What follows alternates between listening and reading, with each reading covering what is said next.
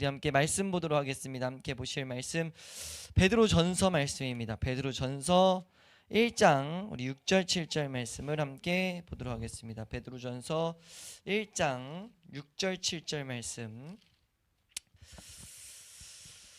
우리 함께 한 목소리로 함께 읽습니다. 시작. 그러므로 너희가 이제 여러 가지 시험으로 말미암아 잠깐 근심하게 되지 않을 수 없으나 오히려 크게 기뻐하는도다.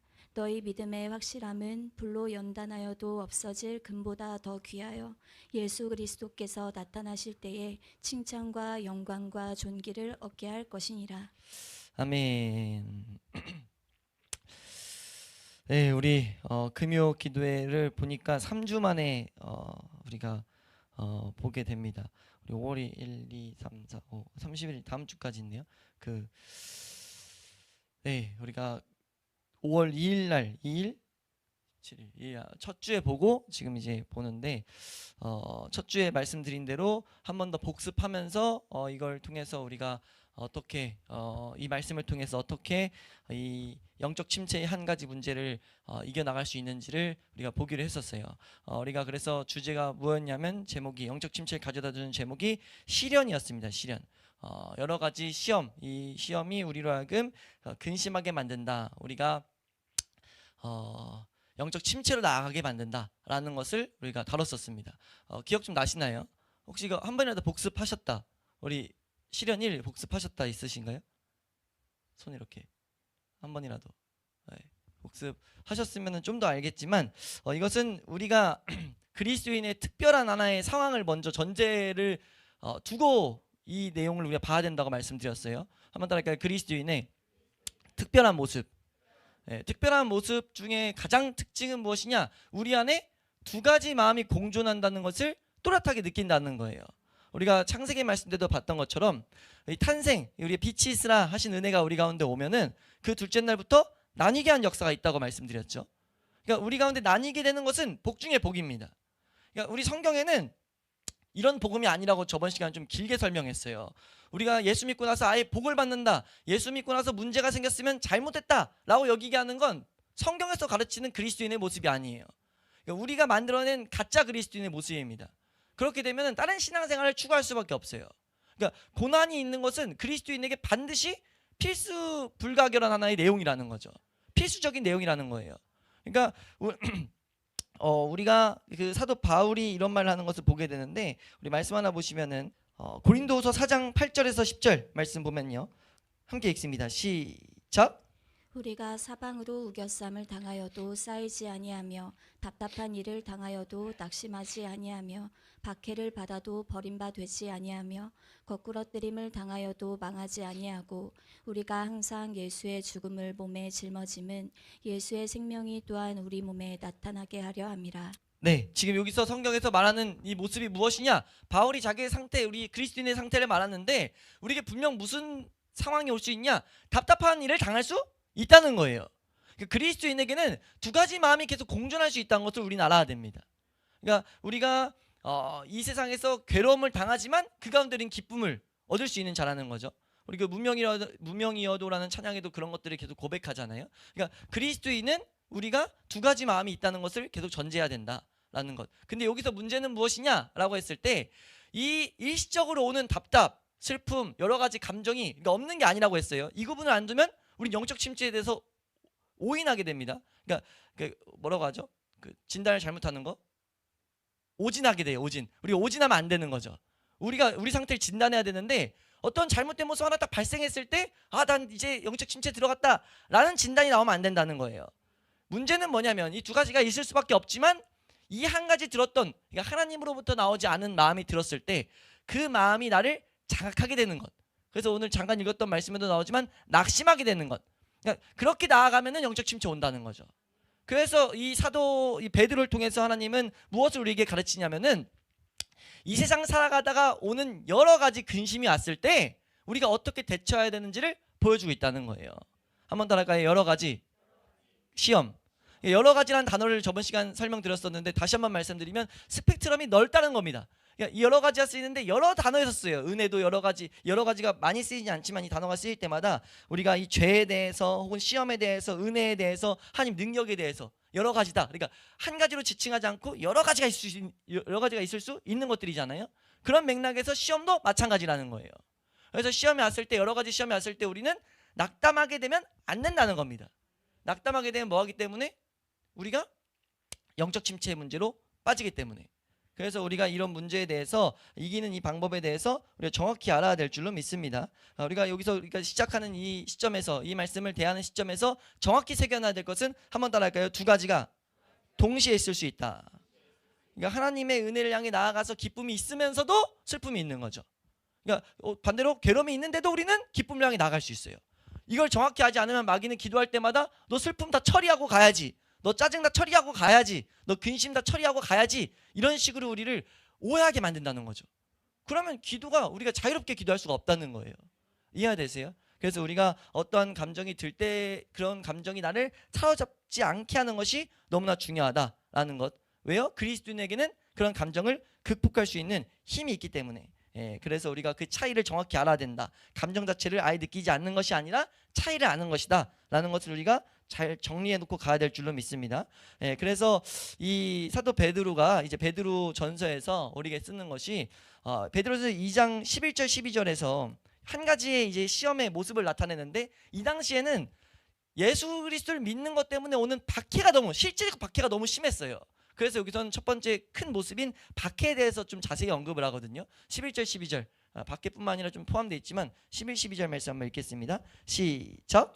사랑하는 자들아, 거루민과 나그네 같은 너희를 권하노니 영혼을 거슬러 싸우는 육체의 정욕을 제어하라. 너희가 이방인 중에서 행실을 성하게 가져 너희를 악행한다고 비방하는 자들로 하여금 너희 선한 일을 보고 오시는 날에 하나님께 영광을 돌리게 하려 함이라. 아멘. 지금 베드로가 하는 말은 뭐냐면 두 가지가 크게 나오는데요. 이 그 배경적인 모습으로 나오는 것은 예수 믿기 때문에 실제적인 박해를 받았어요. 예수 믿으면은 너 이런 공격, 너 이런 불이익 당할 거야, 이런 어려움이 있을 거야 라고 했는데 그 어려움이 실제로 있었단 말이에요. 그러니까 그런 어려움, 그런 박해 때문에 예수 믿는 자들이 내가 예수 믿고 나서 어떻게 이런 문제에 빠지는가 이렇게 됐는데 그걸로부터 시선을 계속 돌리는 일이 그 공동서신에 자주 등장하죠. 이해가 되시나요?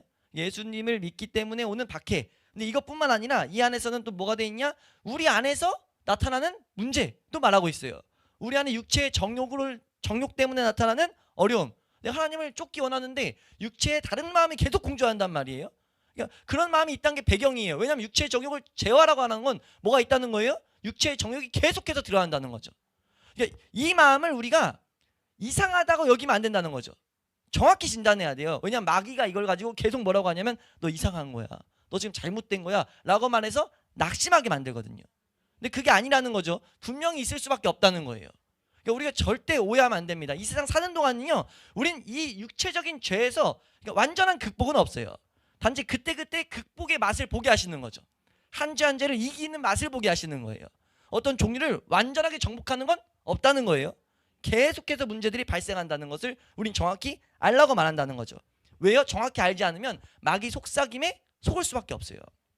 마귀는 죄를 가지고 항상 우리를 낚아채기 때문에, 죄는 마귀의 그 소유권을 주장할 수 있는 내용이기 때문에 우리가 이걸 정리해 놓지 않으면 죄가 드러날 때마다, 죄가 있을 때마다 혹은 박해가 있을 때마다 뭔가 이게 번지수를 잘못 찾을 수 있다는 거죠.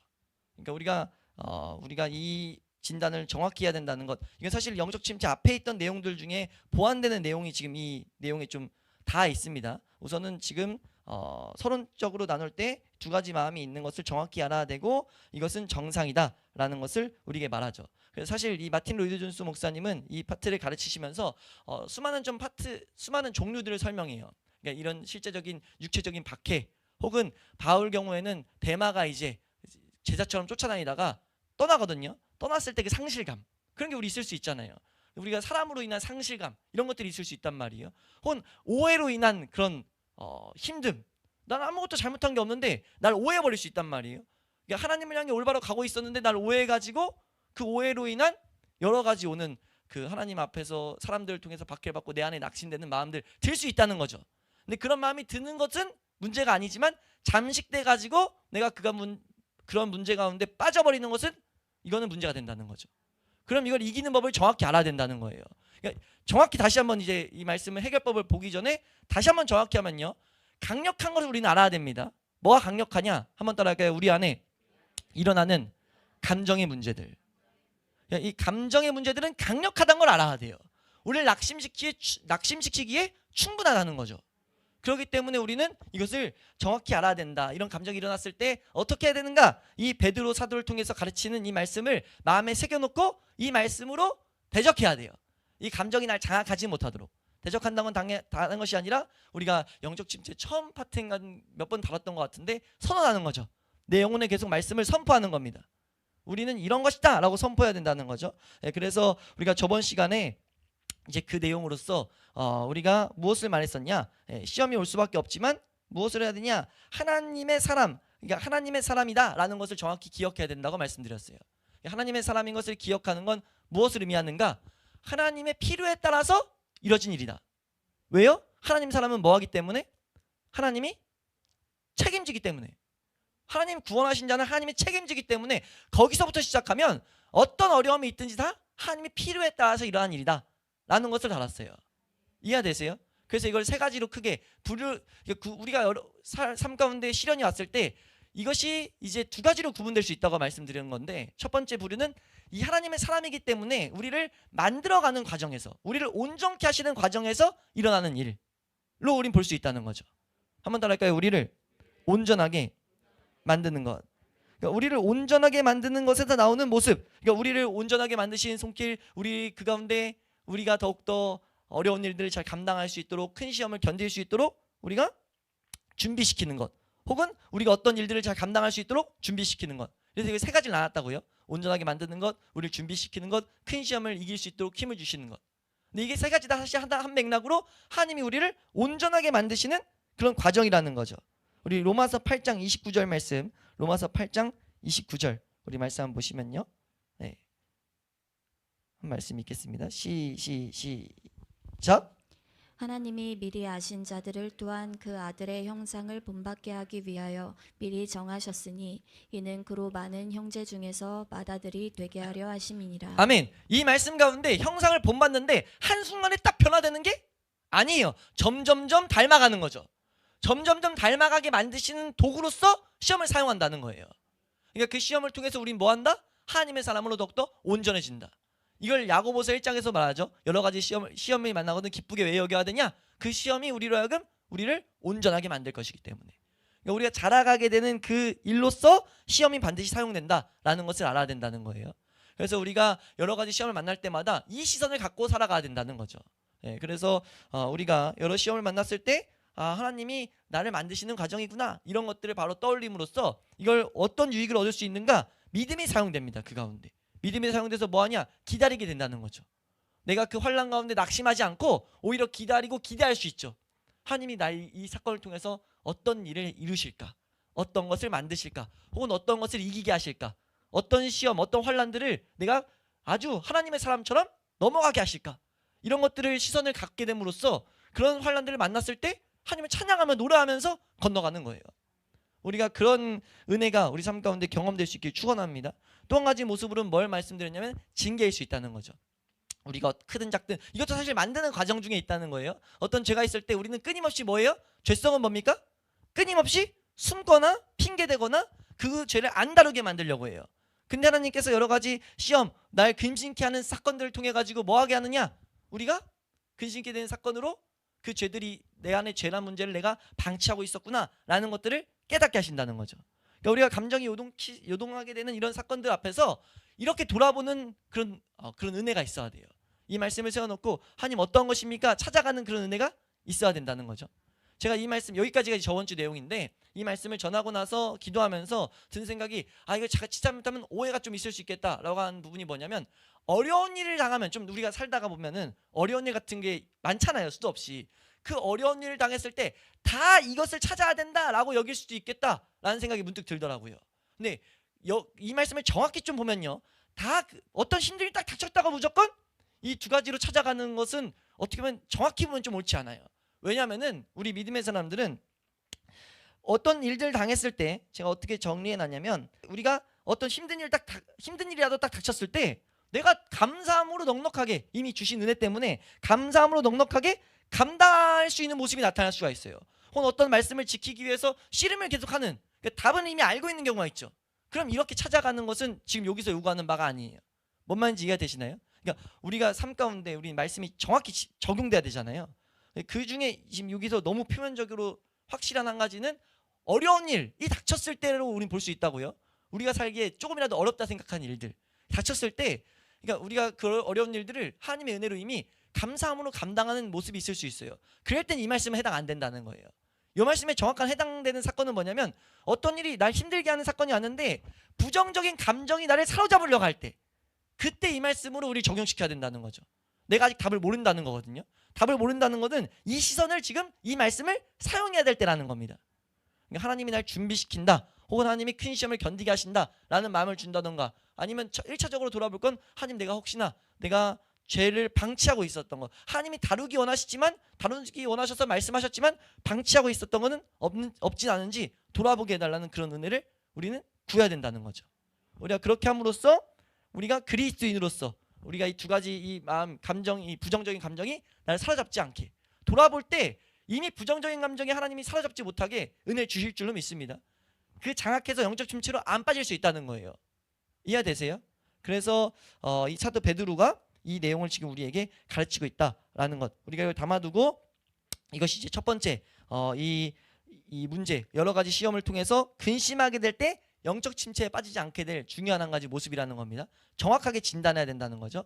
그리고 두 번째는, 이 두 번째 원리, 이 가운데 우리가 어떤 것을 생각해야 되는가라고 했을 때, 여러 가지 시험으로 말미암아 잠깐 근심하게 되지 않을 수 없으나 7절 말씀 보면은, 너희 믿음의 확실함은 불로 연단하여도 없어질 금보다 더 귀하다, 이런 말을 하고 있어요. 그러니까 지금 6절 7절은 연결되어 있는 말씀인데, 지금 너희의 믿음의 확실함은 불로 연단하여도 없어질 금보다 더 귀하다라고 말하고 있다는 거죠. 그러니까 우리가 이 영적 침체에 빠지지 않기 위해서 여러 가지 근심이 이제 왔을 때, 어떤 사건을 통해서 근심이 왔을 때 한 가지 딱 세워놔야 될 내용은 무엇이냐면, 붙잡아야 될 말씀은 무엇이냐면, 한번 따라할까요? 우리 믿음은 귀중하다.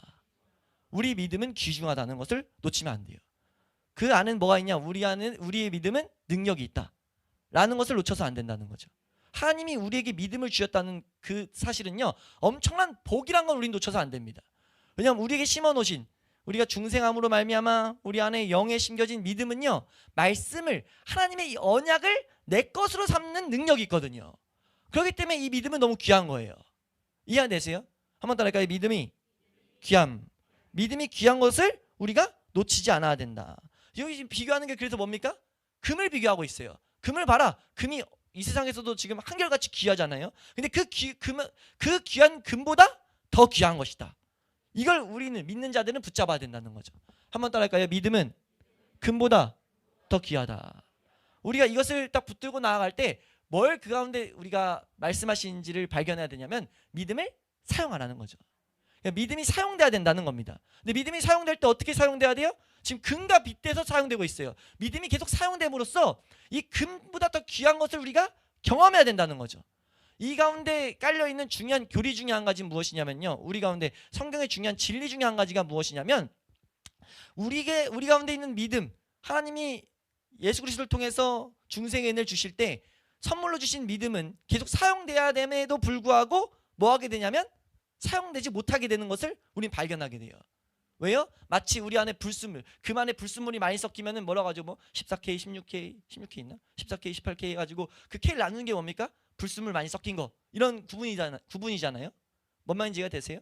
그런 것처럼 우리 안에 믿음이 주셨는데 우리 가운데 다른 불순물, 내 자아의 이런 생각들, 내 자아의 이런 경험들, 그런 것들 때문에 뭐합니까? 믿음이 사용되지 못하는 것을 우린 경험할 수 있게 돼요. 근데 하나님이 시험을 주신 이유가 무엇이냐? 그 불순물 다 제거하시겠다는 거죠. 그러니까 우리가 여러 가지 시험을 통해 가지고 믿음을 계속 사용할 때 우린 뭐 하게 되는가? 우리 가운데 있는 불순물이 제거된다는 거예요. 그러니까 우리 가운데 있는 믿음을 방해하는 내 안에 있는 생각, 내 경험들을 제거하시는 과정이라는 거죠. 그러니까 믿음으로 믿음에 이르게 되는 과정이 필요하다는 거예요. 그걸 위해서 뭐 하셨다는 거냐면 사건을 주셨다는 거죠. 여러 가지 우리를 고민하고 괴롭게 만드는 사건을 주셨는데 그 가운데 우린 그러니까 우리 그 가운데 뭘 딱 붙잡아야 되냐? 내 믿음이 사용돼야 된다는 것을 붙잡아야 된다는 거예요. 사용됨으로 뭐 하게 돼요? 믿음이 더욱더 귀함을 우리는 발견하게 되죠. 믿음이 얼마나 큰 능력인지를 발견하게 된다는 거예요. 이 금은 사라져도 믿음은 사라지지 않는 것이 얼마나 우리에게 큰 복락인지를 보게 된다는 거죠. 우리가 그것들을 정확히 붙잡고 경험하는 자리까지 나아갈 수 있길 축원합니다. 우리가 사람을 지옥에서 천국으로 옮겨놓는 특별한 이 원리가 믿음이란 거잖아요.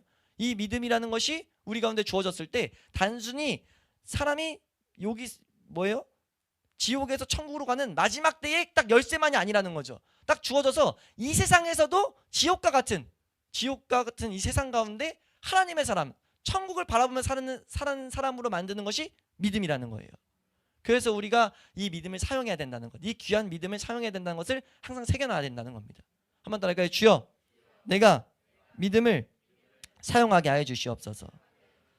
그래서 사도 베드로는 뭐라고 말하는 거냐면 이런 믿음의 성격 때문에 우리가 여러 가지 시험을 당하는 것이다 라고 말하는 것으로 봐도 무방해요.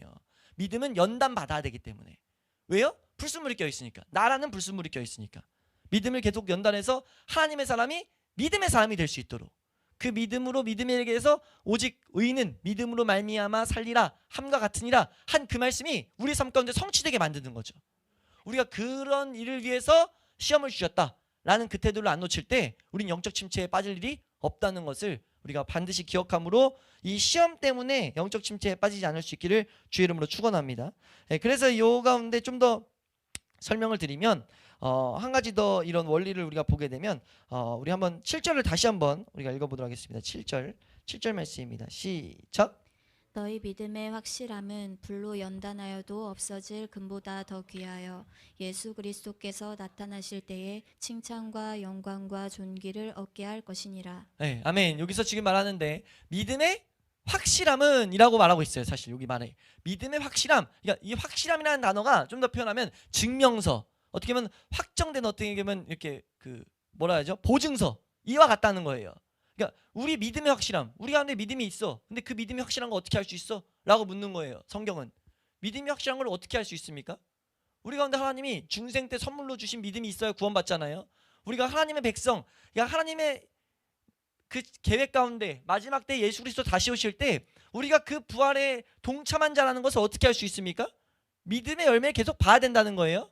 그러니까 지금 그 말하는 겁니다. 너희 믿음의 보증, 너희 믿음의 그 보증서, 믿음을 너희가 확증시킬 수 있는 그 내용은 확증이 어떻게 되느냐라고 했을 때 여러 가지 시험 가운데 믿음이 사용되는 안 되는을 봄으로 알 수 있다 라고 말하는 것과 같다는 거죠. 그러니까 우리가 믿음을 사용해야 될 이유가 단순히 이 세상에서 믿음으로 이겨내는 건 너무 중요한데 거기서 그치지 않고 우리 믿음이 확증받아야 되기 때문입니다.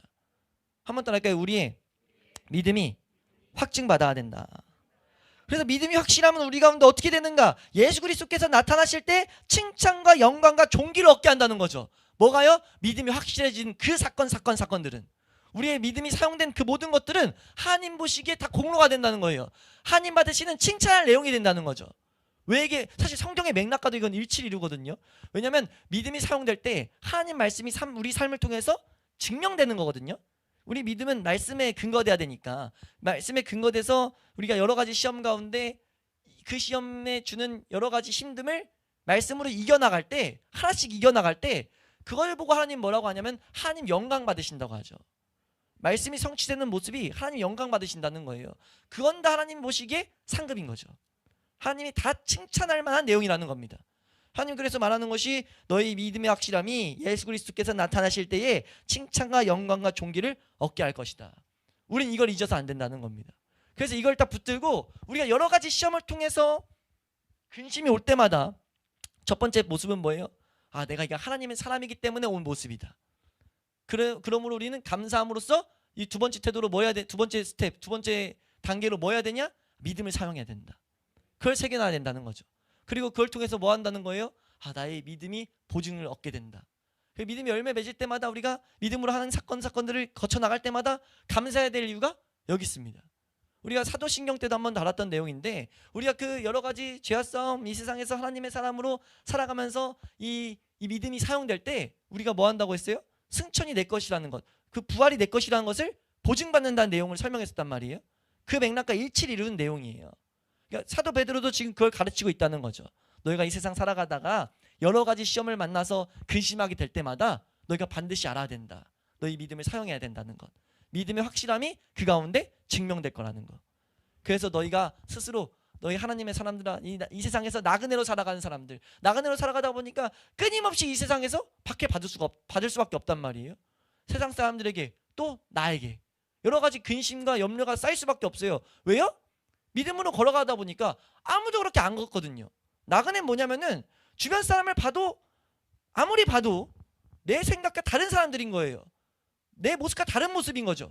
나그네는 그런 거잖아요. 거류민은 그런 거란 말이에요. 사람들은 다 거기 정착해서 그 가치관, 그 쫓고 있는 모습들 그대로 살아가고 있는데 나만 달라. 나만 다르니까 어떤 모습이 올 수 있습니까? 밖에서 오는 박해도 있지만 내 안에서 오는 문제가 있을 수 있죠. 이거 맞는 거야? 이게 지금 이렇게 걸어야 되는 거야? 여러 가지가 올 때 우리가 믿음으로 정확히 바라봐야 된다는 거예요. 그렇게 이기면서 나아갈 때 우리는 무엇이냐? 마치 갈라디아서 2장 20절에서 말한 것처럼 우리 갈라디아서 2장 20절 말씀 보도록 하겠습니다. 갈라디아서 2장 20절 말씀 시작. 내가 그리스도와 함께 십자가에 못 박혔나니 그런즉 이제는 내가 사는 것이 아니요 오직 내 안에 그리스도께서 사시는 것이라. 이제 내가 육체 가운데 사는 것은 나를 사랑하사 나를 위하여 자기 자신을 버리신 하나님의 아들을 믿는 믿음 안에서 사는 것이라. 아멘. 우리가 하나님의 아들을 믿는 믿음 안에서 사는 것 무엇이냐? 하나님의 아들을 믿는 믿음, 선물로 주신 믿음이거든요. 이 믿음 안에서 사는 것은 뭐예요? 내가 그리스도와 함께 십자가에 계속 못 박히는 거죠.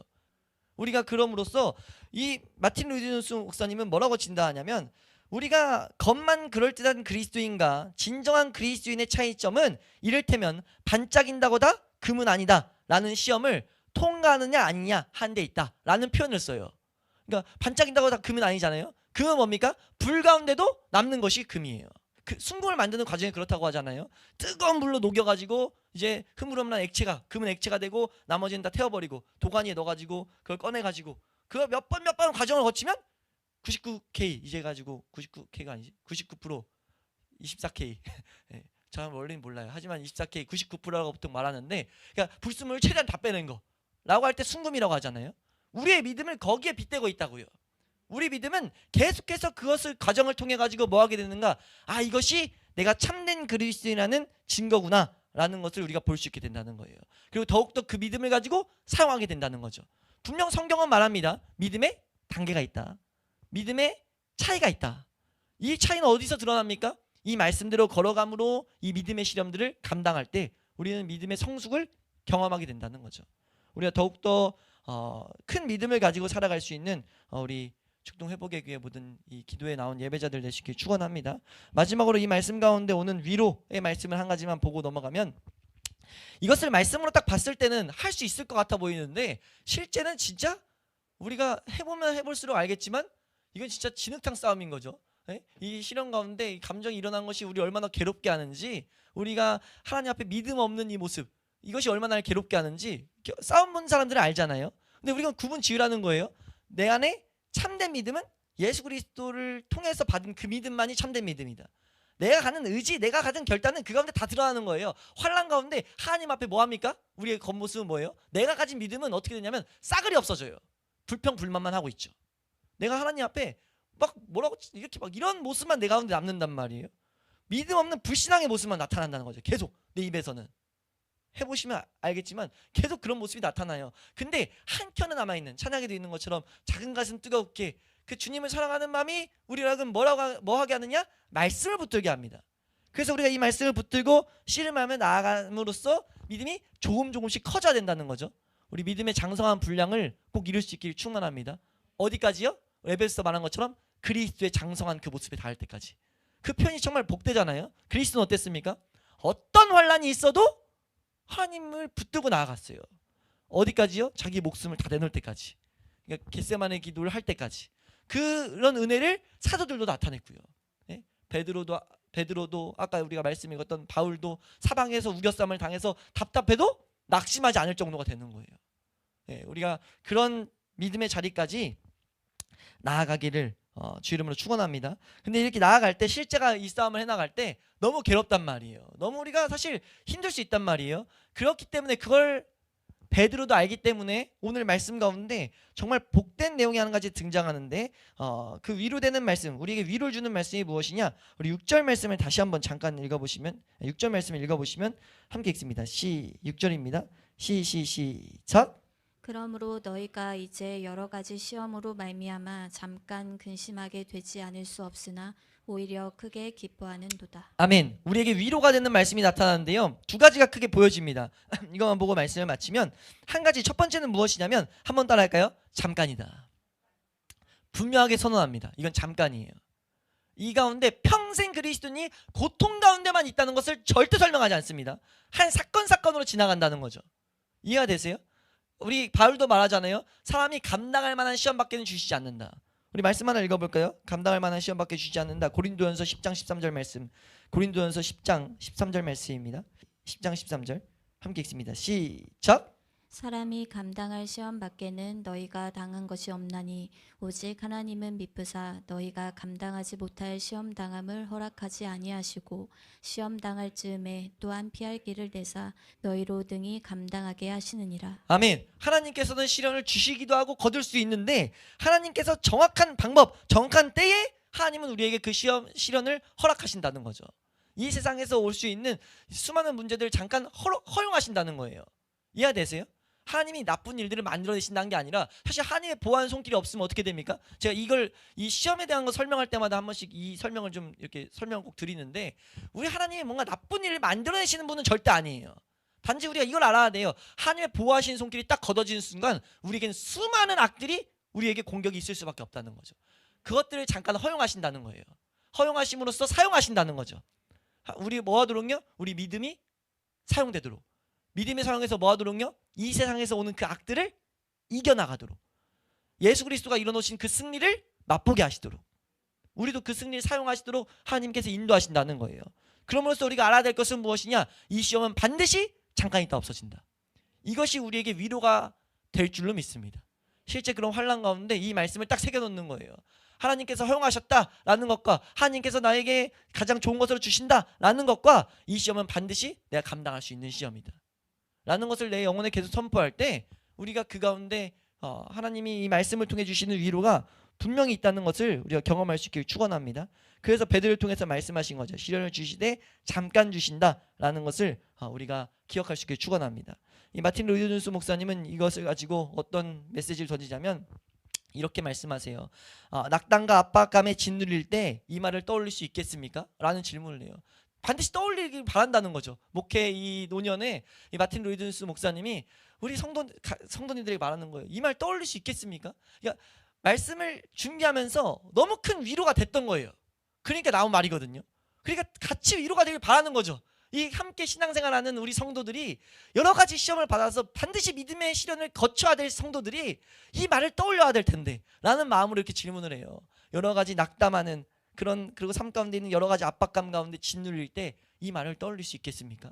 라고 물으면서 사방이 온통 어둡고 캄캄해 보입니까? 기도해도 예전의 자유가 느껴지지 않습니까? 예전의 믿음이 거의 사라져버린 것 같습니까? 라고 말해요. 근데 걱정하지 마십시오 라고 이제 선언합니다. 이건 너무 복된 선언인데 여러분은 여러분을 사랑하시는 아버지의 손안에 있습니다. 그를 신뢰하며 계속 나아가십시오. 저는 아버지의 손안에 있는 것으로 만족합니다. 오직 아버지의 뜻대로 하는 것이 제 뜻입니다. 라고 고백하면서 계속 나아가십시오. 그럴 때 반드시 뭐 한다는 거예요? 승리할 수밖에 없다는 거죠. 저는 완벽하게 동의합니다.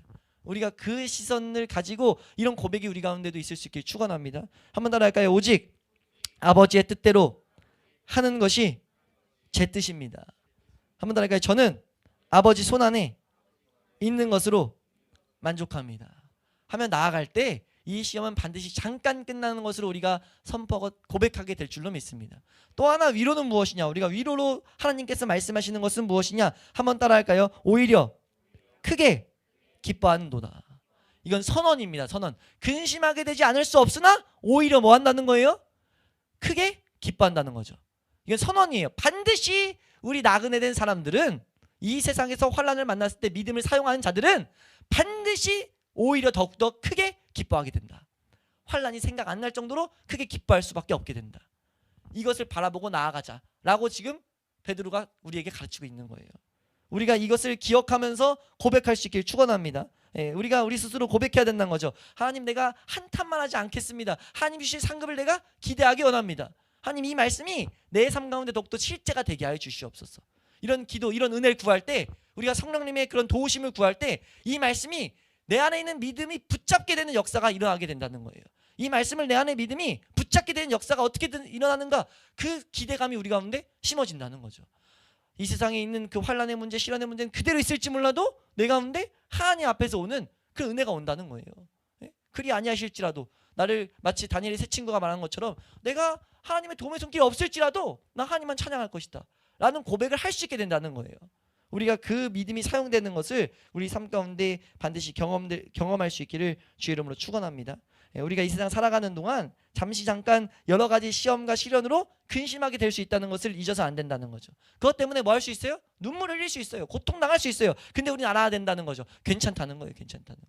반드시 그 가운데 잠깐 지나가서 우리 믿음이 오히려 크게 기뻐하게 되는 역사를 만들게 된다는 거죠.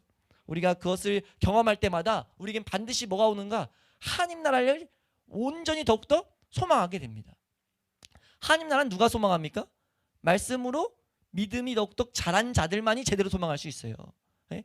그래서 요한계시록에 말하는 내용들이 이거잖아요. 요한계시록 우리 7장 17절 말씀 한번 읽어볼까요? 이런 말씀이 실제라는 것을 그냥 너무나 막 큰 믿음으로 막 기대하게 되는 거예요. 우리 7장 17절 말씀 볼까요? 7장 17절입니다.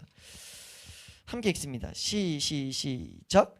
이는 보좌 가운데 계신 어린 양이 그들의 목자가 되사 생명수 샘으로 인도하시고 하나님께서 그들의 눈에서 모든 눈물을 씻어 주실 것임이라. 아멘. 이것이 더욱더 말씀이 너무 신뢰되는 거죠. 이 세상에서 하나씩 오히려 크게 기뻐하는 것을 맛봤는데 하나님 나라가 갔을 때 이 말씀, 하나님께서 약속하신 이 말씀이 어떻게 다가오게 될까 라고 그 벅찬 기대감을 우리가 그 믿음 안에서 받게 될 줄로 믿습니다. 이건 내가 그렇게 생각해야지 라고 하는 건 다 가짜라고 볼 수 있어요. 내 믿음이 붙잡게 해야 된다는 거죠. 그 믿음은 어디서 주어지는가? 그 여러 가지 시험을 통해서 내가 믿음의 확실함을 보게 될 때, 베드로가 그걸 우리에게 말한다는 겁니다. 시험을 통과한 그 믿음으로 너희 뭐 하게 되는가? 칭찬과 영광과 존귀를 받게 될 것이다 라고 말한 이 말씀이 우리 마음 가운데 심어짐으로 우리가 이 말씀이 그리스도인이 시련에 대처하는 방법은 이것이다 라고 한 이것을 통해서 우리가 하나님의 사람답게 살아가는 그런 우리 모든 예배자들 되시길 축원합니다. 우리 이렇게 고백할 수 있길 바라요. 한번 따라가요. 주께서 원하시면 시련을 주십시오. 한번 따라갈까요? 우리의 유일한 관심사는 주께서 기쁘게 바라보시는 자가 되는 것입니다. 우리가 그 관심사가 돼야 되는 거죠. 하나님이 기쁘게 바라보시는 자. 기쁘게 바라보시는 자는 누굽니까? 하나님 주신 믿음으로 살아가는 자. 그 믿음의 귀중함을 더욱더 느끼며 체험하며 나타내는 자. 예, 그걸 보고 뭐라고 합니까? 그런 삶을 살아가는 자들 보고 천국 안에 있다라고 말하거든요. 천국 안에 있다. 우리가 하나님의 뜻을 이뤄가는 자는 누굽니까? 내 주권을 계속 돌려드리는 거잖아요. 주기도문에 나오듯이 하늘에서 하나님의 뜻이 이루어진 것처럼 나의 삶에도 이 세상에도 하나님 뜻이 이루어지게 해달라. 그 차이점을 우리 주기도문 할 때, 강의할 때 말씀드렸는데, 주권을 계속 내 삶에 내가 주권된 것을 돌려드리는 거예요. 하나님 나라를 계속 우리 삶 가운데 성취하는 거죠. 우리가 그렇게 우리 안에 주신 이 놀라운, 이 금보다 귀한 이 믿음을 사용함으로써 우리 삶 가운데 이 하나님 나라를 계속해서 선포하면서 하나님 나라를 향해 나아갈 수 있는 우리 모든 축동 회복의 교회 예배자가 될 수 있기를 소망합니다.